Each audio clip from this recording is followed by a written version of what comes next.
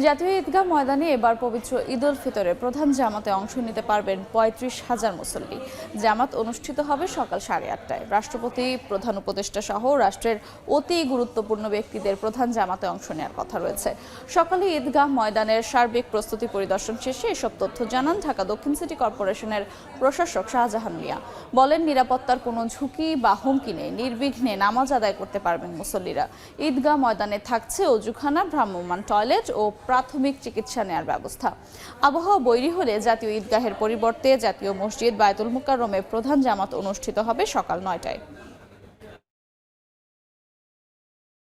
মহামান্য রাষ্ট্রপতি, মাননীয় প্রধান উপদেষ্টা মহোদয় দুজনই জাতীয় ঈদগাহ ময়দানে ঈদের জামাতে অংশগ্রহণ করবেন। এই ঈদগাহে প্রায় ৩৫,০০০ মুসল্লি ঈদের নামাজ আদায় করতে পারবেন, সেরকম প্রস্তুতি আমাদের আছে।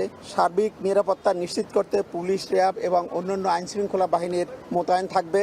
অজু এবং টয়লেটের সুব্যবস্থা থাকবে, সুপেয় পানিরও সুব্যবস্থা থাকবে।